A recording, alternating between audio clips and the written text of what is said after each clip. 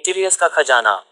एटिरियस का खजाना या अगामेमोन का मकबरा एक बड़ा थोलोस या मधुमक्खी का छत्ता मकबरा है जिसका निर्माण 1300 और 1250 ईसा पूर्व के बीच माइसीने ग्रीस में हुआ था। यह एजियन कांस्य युग में बनाया गया सबसे बड़ा और सबसे विस्तृत थोलोस मकबरा है और अर्गोलिद में बनाया गया सबसे आखिरी में से एक है। मुख्य मकबरे में एक गोलाकार दफन कक्ष या थालामोस शामिल था जिसके शीर्ष पर एक घुमावदार गुंबद था। ये गुंबद रोमन काल तक दुनिया में सबसे बड़ा था और दुनिया का सबसे बड़ा गोलाकार गुंबद बना हुआ है।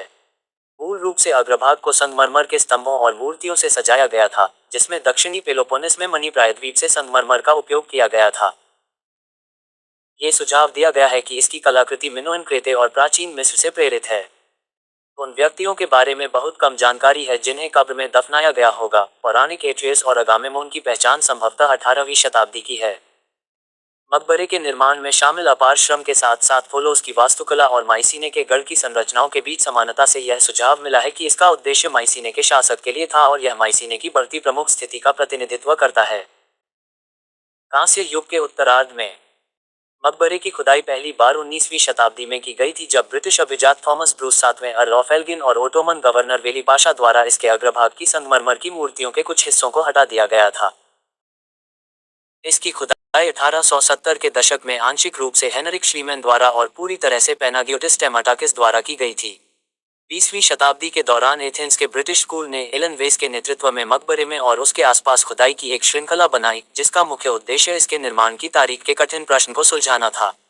ग्रीक पौराणिक कथाओं में एट्रियस हिप्पोडामिया का पुत्र था और पेलोप्स पश्चिमी पेलोपोनेस में पीसा का राजा था।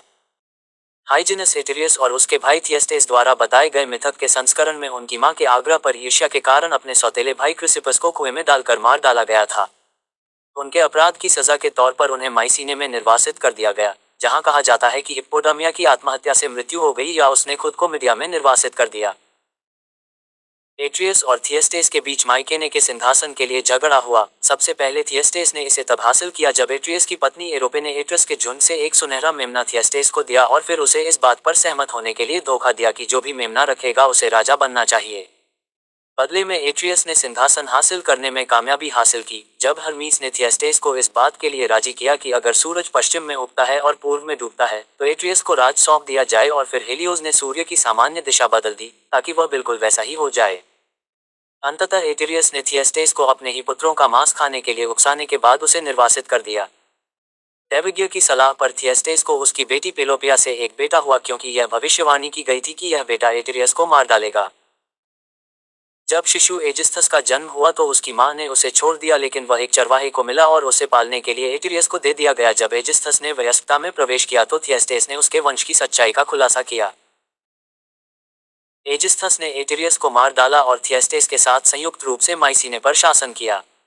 नायक अगेमनोन और मेनेलॉस एटिरियस के जुड़वां बेटे थे जिन्हें कभी कभी ग्रीक साहित्य में एटिराइट्स के नाम से जाना जाता था।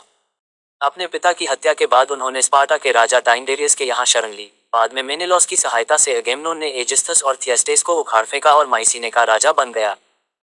हालांकि अगिस्टस ने अगेमनोन की पत्नी क्लाइटेमनेस्ट्रा के साथ मिलकर ट्रोजन युद्ध से लौटने पर अगेमनोन को मार डाला था, इससे पहले कि वह खुद अगेमनोन के बेटे ओरेस्टेस द्वारा मारा गया था।